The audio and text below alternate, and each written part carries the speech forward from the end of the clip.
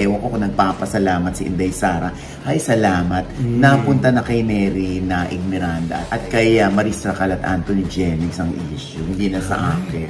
Ito nga yung nangyari sa Star Magical Christmas Ball. Ay, ano nangyari? Yung mga nilabas kasi na resibo ni Jam, parang nagpalakpakan na sila Anthony at saka Maris eh. Anong palakpakan? Ha? Tanga na lang ang hindi makakagets, no? Finally, nagsalita na nga si Maris Racal sa ABS-CBN tungkol sa issue. Akala niya nga raw all along ay wala na sina Anthony at Jam dahil paulit-ulit niya itong nire-remind na mag-release na ng statement na wala na sila. Alam ni Anthony at ni Maris ang kanilang kinatatayuan sa kanilang karir. Kung hindi nila to iingatan, sila rin ang sisira. Hindi ako makapaniwala. Totoo ba? Doon magmumumol sa ballroom? Oh, sino? Si Joshua nga, Joshua Garcia. At saka? Si Elise Hoson. Ah, talaga? Ang kaso eto na. Nakarating daw kay Makoy De Leon. Ay, ito nang nakakaloka pa ng taon. Ang kwento sa akin, ito na ang latest, kaya tumutok ka na, dali. Ito na nga! Ito na ang mga marites, kaya i-chika mo na, dali. Ito na ang latest! La la la la la la la, i-chika mo na, dali. Ito na ang latest! La la la la la la la, i-chika mo na, dali. Ito na ang latest! Hello mga ka-update, ito po ang inyong mga link. Ito po si Mama Lon!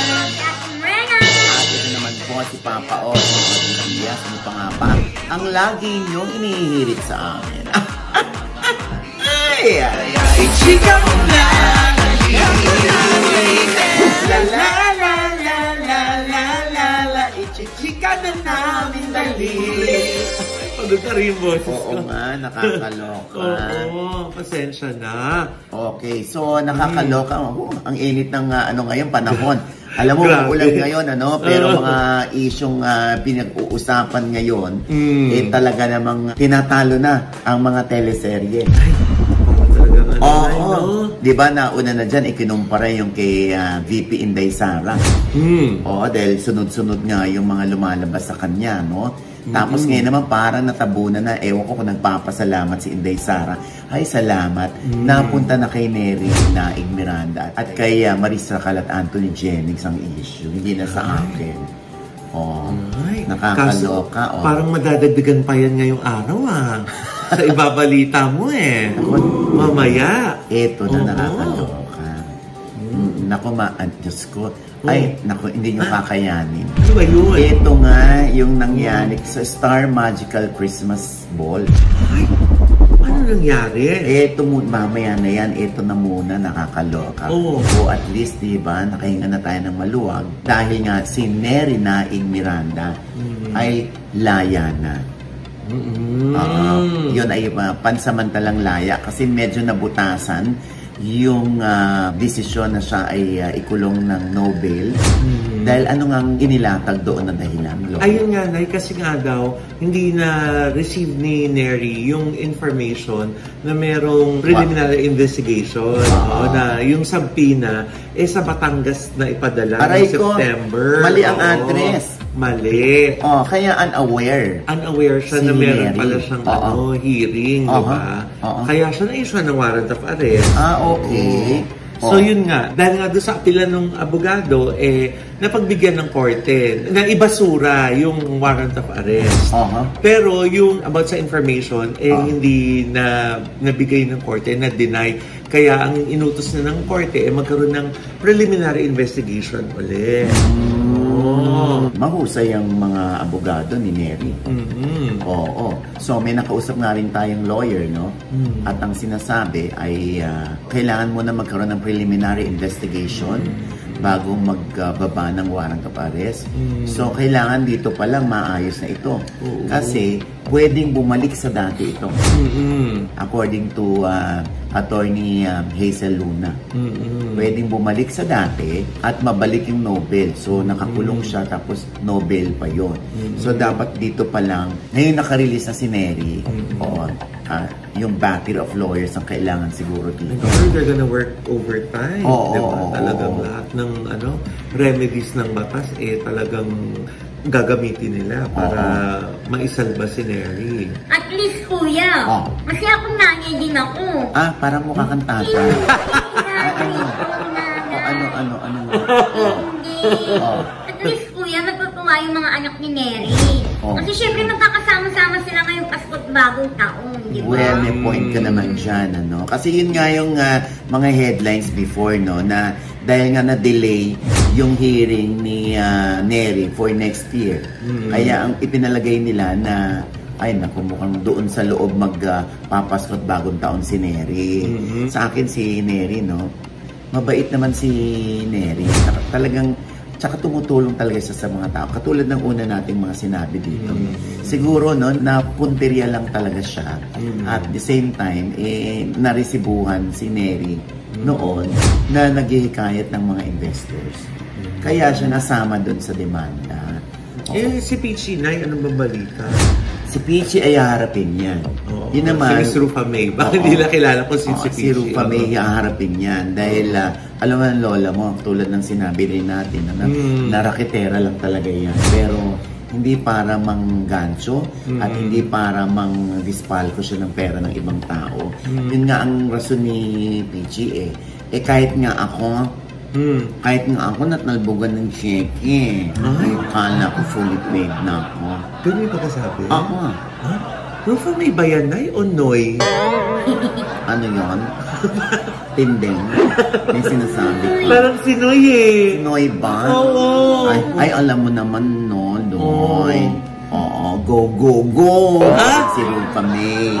Positive pa rin yung kanyang tingin sa mundo. Dahil alam niya, wala naman siyang inapakan. At wala naman siyang kinuhaan ng pera. Siya ang natalbugan pa ng mga cheque.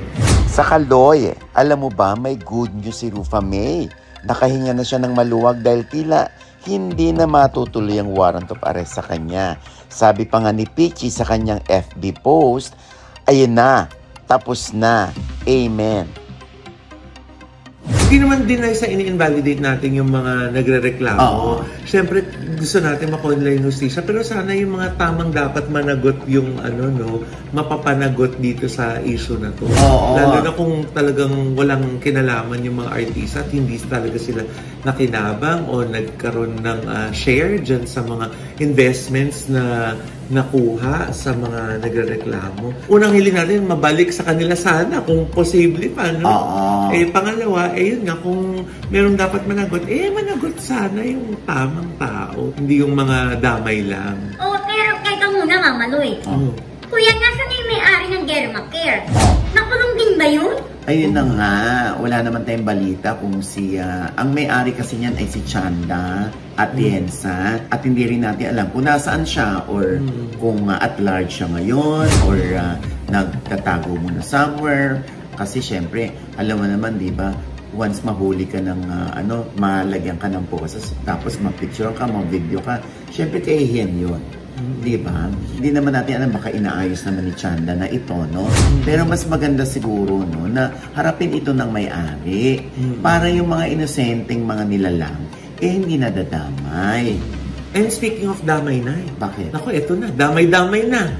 Dun sa issue ni Anthony Jennings, ni Jam Villanueva, at saka ni Maris Racal. Ano nangyari? Eto na nga, di ba? Ayan na nga, pumutok na nga yung balita dahil sa mga screenshots na pinost ni Jam Villanueva noong December 3 ng gabi.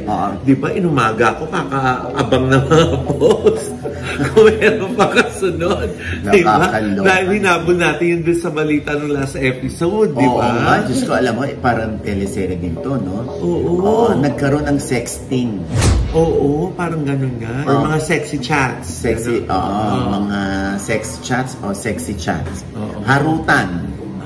Yung pagiging naughty, ayan, talagang inilabas ni Jamela Villanueva ang lahat ng resibo na meron siya. No? Kasi one time yata natulog itong si Anthony. Siyempre magka-live-in sila for almost 7 years. So, na-screenshot niya lahat. Yung mga convo ni Maris at ni Anthony, no? At doon parang, you miss my body, gumaganon. Ay, ayun na nga, Nay. Ang bilis nga kasi ng mga netizens. Meron agad mga memes. Meron nga ito, may isang naglabas. Gumawa siya ng Maris Racal's Hot Quotes 2024. Words that will make you touch yourself na lang. Ano ito? Ay, number 1. When you miss my body. Tapos sabi ng isa, sarap, but I'll touch myself na lang. Ha ha ha. Yung pang isa, that was so hot. Tapos yung isa, smoke then F-U-C-K. Come, be my pillow. And I want baby kisses. Paano ba yung baby kisses? Sa adult kisses? Oo nga. Paano ba yun, Rena? Ay, gano'n. Baby ba yun, baby? Baby ba tapos yung adult. Ay! Parang si Rena, alam niya yung baby kisses. Paano ba yun, Rena? Yung baby kisses? Mamaligan ko lang yan, Parang mukhang unggoy. Ito naman ganun si Rena. Tukong-tukong. Paano ulit? Parang tuta. Ganun pala yung baby kisses. Ayan na yung mga resibo. Grabe. Nay, syempre, di ba? Pag nakabasa tayo ng mga ganyan, iba-iba assumptions ng mga tao. Kung ano pa talaga yung nangyari.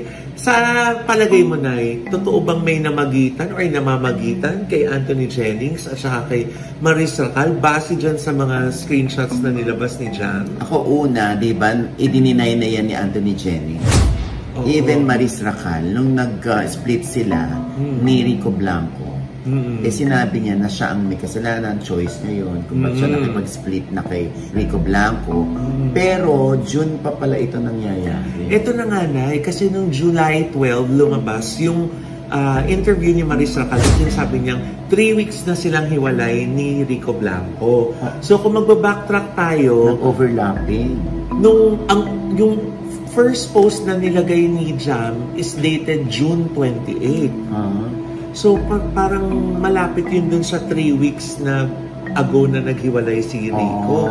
Tapos may mga ibang mga mga personalities na nagpo-post din ngayon ng #Team Rico. So parang sinasabi nila na suporta sila kay Rico dahil dito sa mga lumalabas na to. So nagkakilanlan sila mabuti doon sa Can't Buy Me Love. Kasi nga, syempre, laging sila yung magka-eksena. Ganun talaga, ha? Sa tagal ko rito, talagang pag nagtama yung tingin ninyo, lalo na parang pinifake nyo lang because artista kayo, ina-act out nyo lang. Eventually, mag-grow yun. Totoo yun. Nag-grow yun. Pwedeng hindi maging kayo, pero pwedeng magkatikiman kayo. Ay, nawala lang. Oo. Kasi yung iba talaga naka-immersed. Para lang medyo wala na tayong hiya-hiya.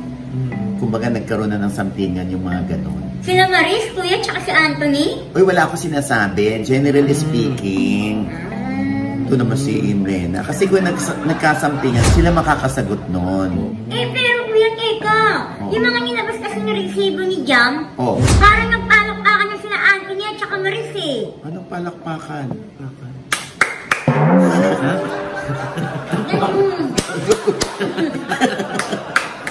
Hindi, mga harot-harutan na ganyan. Siyempre, kung babasahin mo talaga yan, meron na, di ba? Parang, nagkaroon na. You miss my body eh. Oh, you miss my body. Tapos, I want baby kisses. I want you to be my pillow. Mga ganon-ganon. Di ba? O, mga ganon. Alam na natin, understood na yon. Kasi, Diyos ko, tanga na lang ang hindi makakagets mo. Di ba? Yung mga ganyan. So, anyway. So, yun nga, narisibungan. Ay, teka lang, Nay. Di ba meron yung Data Privacy Act na bawal ka mag-post ng mga conversations na private? So, paano kaya yan? Yun na nga. Merong ibang netizen, lalo na yung mga fans, na inuudyokan si Anthony Jennings at si Maris Racal na magdemanda. Idemanda nila si Jamela Villanueva, yung ex ni Anthony, dahil nga lumabag sa Data Privacy Act, kung saan inilabas niya yung private convos na dapat ay hindi. Pero, siyempre, issue pa din yan. Kung magdedemanda sila, makikita pa rin sa video, sa camera, na nagdemanda sila. Tuwing hearing, maalala ng mga tao na mayroong kaganapan na ganito. So feeling ko, hindi nila didemanda yan. Kasi unang-una, pag may kasalanan ka naman, nagmamalaki ka pa ba? Pag alam mo naman na may ginawa kang mali, magmamalaki ka pa ba? Siyempre, hindi na. Kaya nga, di ba, si Jamela parang hindi natatakot. Kaya niya inilabas na lahat ng resibo para makahinga na siya ng maluwag. Kasi nga, wala na sila. Katulad ng sinabi nga ni Anthony dati na wala na sila ng kanyang ex-girlfriend. Ex na, kuya eh. Eh di wala na talaga sila. Parang bobo naman to.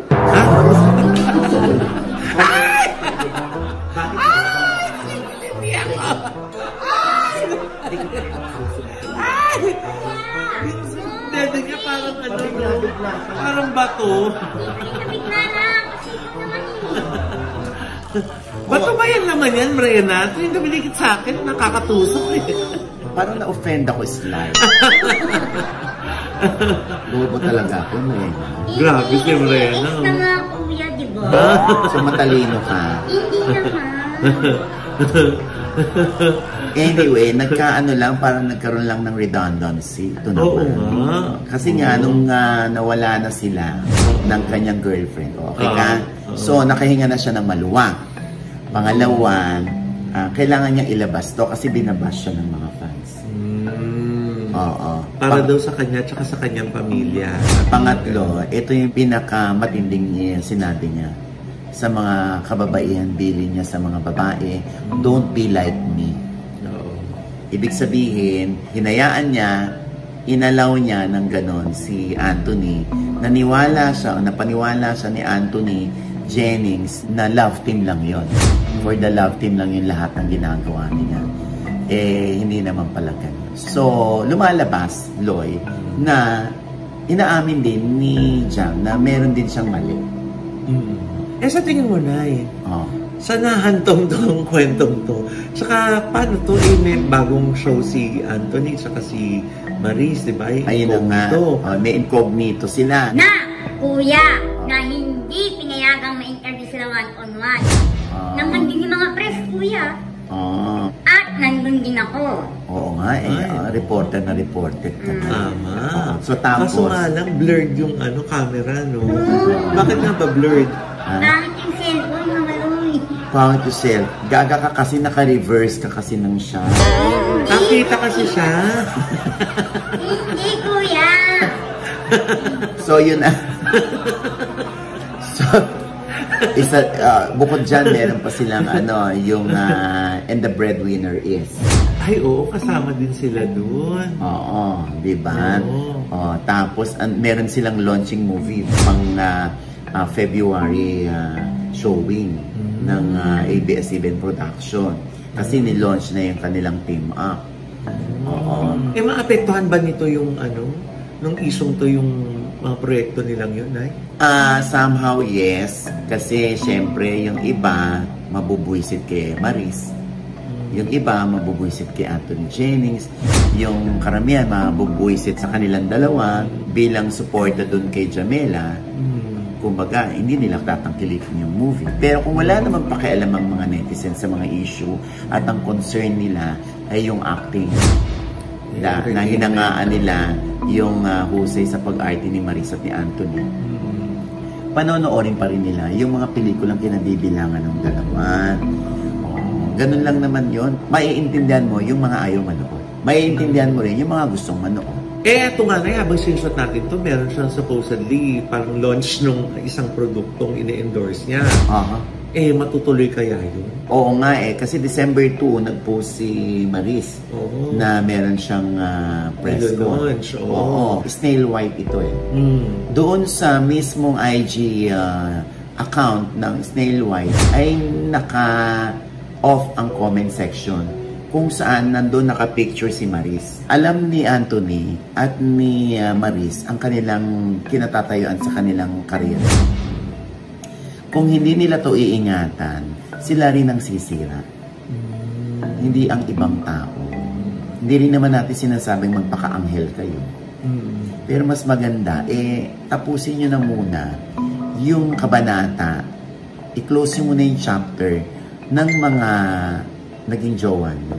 Para pag very, very clear na yan, pwede na kayo magpakita kayo sa ibang tao. Diba? Na nagjujug-jugan? Gaga? Hindi, na magkasama. Ano ba ito si Brena? Na magkasama sila.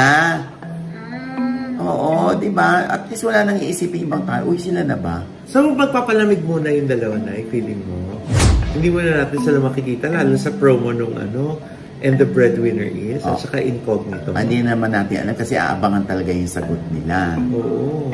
Naku, Nay! Mukhang malaki na ang naging epekto ng kinasangkutan nilang issue sa kanilang career dahil terminated na ang ilang endorsement contracts nila Maris Racal at Anthony Jennings.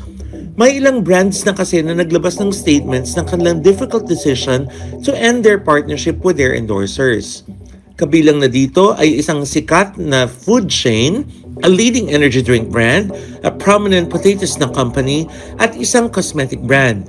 Kadalasan kasi ang mga kontrata ay may kalakip na morality clause, kung saan kapag nasangkot sa iskandalo ang endorser, nataliwas sa reputasyon at values ng brand, ay automatic terminated na ang kontrata. Absent din ang dalawa sa nakaraang media conference ng pelikulang kinabibilangan nila sa MMFF na And the Breadwinner Is na pinagbibidahan ni Meme Vice Ganda. Mahirap nang husgahan naman natin sila.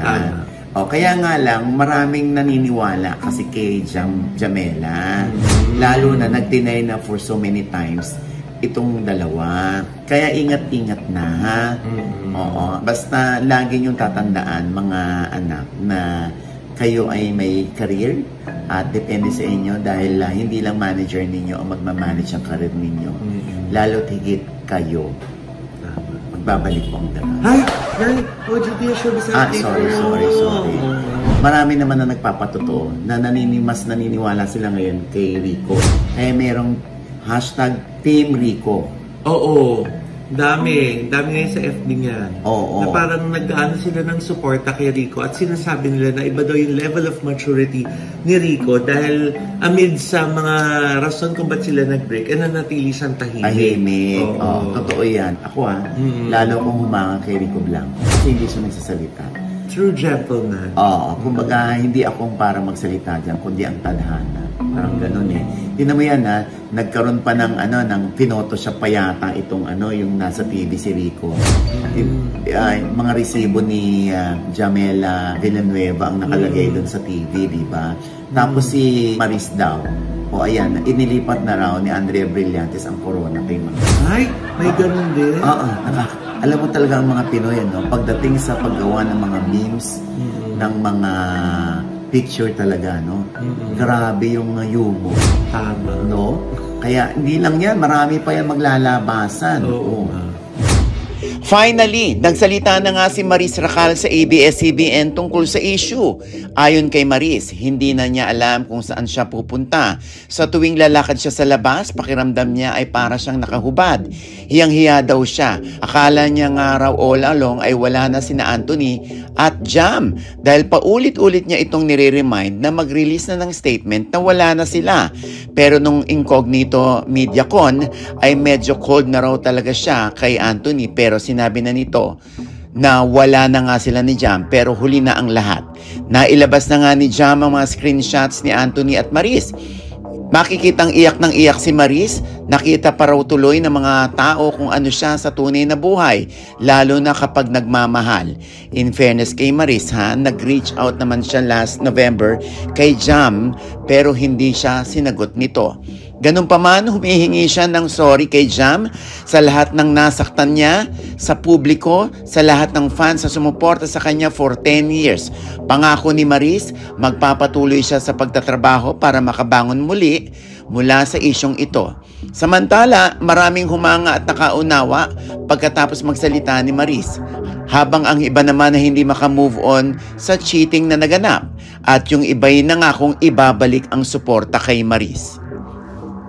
And with that, mga teka na, hindi pa tapos. May pangako ka pang pangatlong kwento, yung pasabog.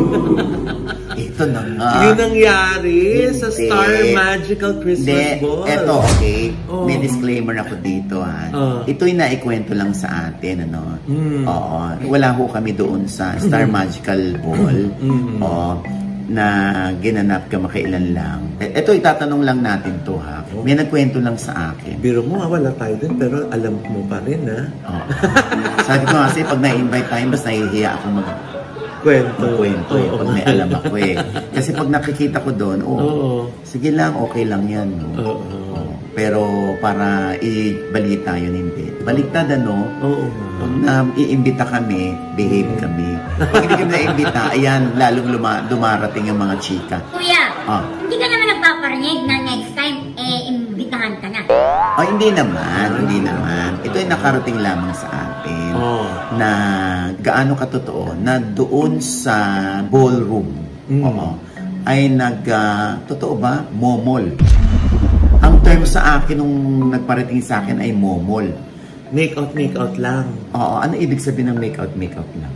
Yung parang kiss-kiss lang, ganyan. Oo, parang medyo intimate din yun, di ba, pag momol? Kasi nga, parang may hug, may kiss, parang gano'n, di ba? Pag doon sa ballroom? Paano nangyari? Sino ba yan? Hindi, kaya nga sabi ko, hindi ako makapaniwala. Totoo ba? Doon magmomomol sa ballroom? Sino? Si Joshua nga, Joshua Garcia. At saka? Si Elise Hobson. Talaga? Oo. Sabi ko, parang hindi ko naman makitaan na meron silang tendency na magganon. Kasi kung ang dalawang tao may balak na kaelyahan, diretso ng kwarto yan. Baka doon na dumiretso yun, kuya. Hindi natin alam to, Mrena. Huwag ka nang bibintang. Hindi, kuya. Naitanong ko lang, kuya. Naisip ko lang din. Pero hindi ka naman sure. Hindi naman. Ayun, oo. Mahirap na, no? Ha? Iyon na nga. So, hindi rin naman alam ng source ko kung saan sila dumiretso afterwards. Oo. Baka rin naman doon lang yan, nag-gaano lang sila, harut-harutan, ganyan. Ang kaso, eto na. Yung pangyayari ngayon, nakarating daw kay Makoy De Leon. Sa jowa ni Elise. Hindi naman din alam to ng source ko. Kung kailan ngayon nag-bodyguard itong si Joshua Garcia. Kasi ang kwento sa akin, may bodyguard na raw ngayon si Joshua Garcia kahit saan siya magpunta. Bakit? Ano naman kinalaman ng bodyguard sa momol? Kasi nga, nagalit daw itong si Makoy De Leon makarating dito na nagkasamtingan itong si Elise at si Joshua. Oo, syempre sa galit niya parang napamura siya. Tapos napabanta pa. Alam mo, the usual na lalaki na makita ko lang to, sasapakin ko to, something like that. Pero hindi naman tayo sure kung yun talaga sinabi ni Makoy. Pero hindi rin naman tayo sure kung that time lang, nung makarating kay Joshua, ay saka siya nag-bodyguard o noon pa may bodyguard si Joshua. Kaya dapat malinawan yan, kasi kami dito, hindi kami basta-basta naniniwala dyan. Kaya dapat malaman natin mula kay Makoy, kay Elise at kay Joshua Garcia kung ano ba ang totoo dito. Nagkamumulan ba sa Star Magical Ball? Nagkaroon ba talaga ng galit? O naggalit ba itong si Makoy kay Joshua nang malaman ni Makoy ang nangyari dun sa dalawa? Naku, yan ang ating tutuklasin. Sana naman hindi ito totoo. Kasi again, ito na naman sinasabi ko, kung nakainom, wala namang problema basta sa tiyan lang ang punta ng alak at hindi rito. Pero dapat, alam niyo, iniisip niyo yung inyong mga career. Generally speaking, ito na may career kayo, dun, yun ang bread and butter nyo, makakasira ba ito, yung ganyan. So, dapat iniisip yan. Pero dito sa case ni Makoy, Elise at ni Joshua, ayan, kailangan marinig natin mula sa kanila kung gaano ito katotoo. Kung hindi naman, mangyaring kontakin lang tayo at sasabihin din natin sa kanila rito na hindi yun totoo. Yes. Or ito yung panig nila, ito lang daw ang nangyari. Yan. yan. Sana hindi totoo. Oo. Magpapasko pa naman. Oo, Dapat nga. love lang. Oo nga. And with that, mga kaibigan, ito po ang inyong mga lingkod. Ito po si Mama Loy. Mga nanonood po sa amin na hindi pa namin subscriber, please subscribe now na. Click nyo lang po yung subscribe button na nandiyan sa ibaba. At kung naibigan nyo po ang ating episode ngayon, pero kayong komento sa lahat ng aming mga chika, comment below, click like button, at huwag kalimutan click ang notification bell. Dahil pag kinlik nyo yan, kayong unang-una manonotify na meron tayong latest update. Yes. At syempre pang kanya-kanya nating channel. Kaya sana manood at mag-subscribe po kayo sa channel ko. That's Mama Loy. M-A-M-A-L-O-I. At nandyan pa rin po nakapost ang aking vlog nung aming pong Kasusa Foundation Christmas Party. Nakapagshikahan kami ni Direk Coco Martin sa backstage na. Oo. At panoorin niyo po yan kung ano mga napag-usapan namin. At syempre, nais natin magpasalamat sa Envy Skin Beauty and Wellness Center for skin, face, body, and wellness. Nandyan po sila sa Mother Ignacia sa tapat lang po ng ABS-CBN. At syempre po kay Dr. JC Solis ng Gorgeous Smile Dental Clinic para po sa aming gorgeous na ngiti. Diyan lang po sila sa E. Rodriguez sa tapat lang po ng Christ the King Church. And Dr. Jessica D of our Eyewear, Ideal Vision. Thank you so much. Yes, Mrena. Yes, hello mga ka-update. Papalo naman po ng aking FB page. At Mrena po, M-R-E-N-A. Ayan. At syempre pang ating panayan pa rin kay Arjo at Taide, ha? Yes. Yan, huwag nung kakalimutan dahil lahat yan may revelation siya. Ay, ang dami nagko-comment. Naintindihan Oo. na daw nila kung bakit minahal ni Maine Mendoza si Arjo at Oo, Taide. diba? Diba? Oo, ayan, ha? At syempre, maraming salamat sa Sushify at sa Mama Per. Sa Sushify, yung pinaka the best na baked sushi. Thank you so Yes. much, MJ and Francis. At syempre, kay Mama Per's Kitchen, ang kanilang the best naman na embutido. Thank you so much sa inyong padala sa Quizmosa, ha? Quizmosa po, 2:30 po yan hanggang Sabado po yan. Mula Lunes hanggang Sabado after 8 Bulaca. May replace po kami ng 11:30 at napapanood din sa YouTube at sa Signal Play. Okay? At syempre pa, ito pa rin po inyong lingkod, Papa Osin Oti Diaz, na laging nagsasabi, nagpapaalala sa inyo na sa tuwing gigising po tayo tuwing umaga, wag po tayong makakalimot, ha? Na magpasalamat sa Panginoon. Dahil tayo kanyang ginising, ibig sabihin, may mission pa rin po tayo sa buhay, sabay-sabing, Every gising is a blessing! At ano pa nga bang lagi niyong inihirit sa amin? Ay! Ichika mo na, dali! La la la la la la la la! Ichika mo na, dali! La la la la la la la la! Ichika mo na, dali! Yung antok na antok si Mrena. Diba? Pero maldita ka pa rin. Yes, oo. Itinawag ko Kobob. Uy, kuya, hindi ko sadya yun.